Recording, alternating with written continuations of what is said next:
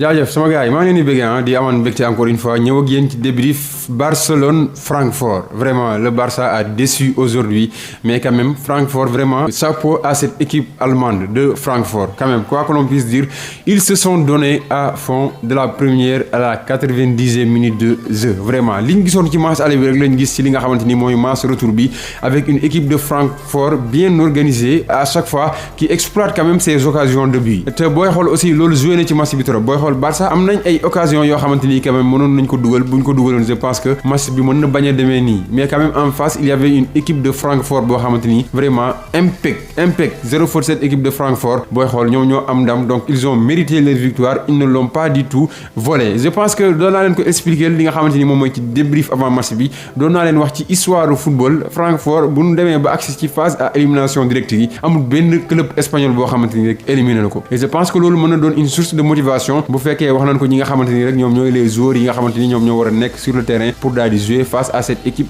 barcelonaise. Voilà, je pense que depuis quelque temps nag cette équipe du Barça ñi ngi seetlu nag mi ngi am ay difficultés petit à petit booy xool seen dernière match yu ñu joué yëpp quand même ils ont eu des difficultés face à Francfort à l'aller ak face à Levante balaa ñu koy gagné sonn nañ à la dernière minute la Luuk de Jong daal di dugg daal di dugal donc équipe bi actuellement mi ngi ci baisse de régime. Bon, qu'est-ce qui explique cela? Je ne sais pas, c'est la fatigue wala match yi nga xamante ni moom la ñuy enchaîner. En tout cas ce Barça bi nga xamante ni gis nañ ko tey nii vraiment nekkul Barça boo xamante ni quand même il peut faire quelque chose, il peut faire mal à une équipe, surtout à une équipe de Francfort bi nga xamante ni bien organisée quand même qui exploite ses occasions de but. Donc vraiment aujourd'hui le Barça a complètement passé à côté de son match au moment où vraiment Francfort daal di nay dikk quand même imposer son jeu sans complexe quand même étant au Camp Nou quand même les Allemands dañoo ñëw dès le départ ñëw di football ak FC Barcelone ak pressing boo xamante ni intensité bu doy waar te depuis quelque temps seetlu nañ équipe buy indil intensité Barça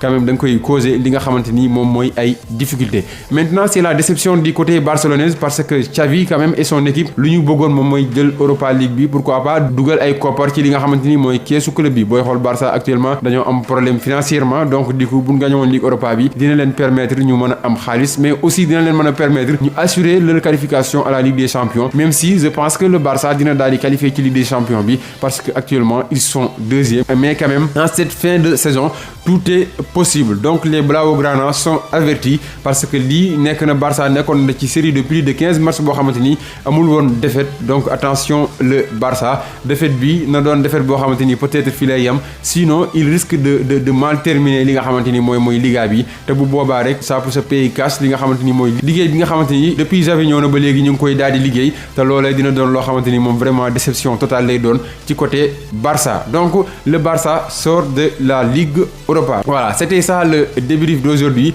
Le Barça éliminé, le Barça surpris par cette équipe de Francfort quand même qui a mérité sa qualification. Gars yi mën ngeen a joxe seen xalaat un petit peu par rapport ak match bi ci commentaire yi di leen dikkaat ak beneen vidéo jaa ngeen jëf.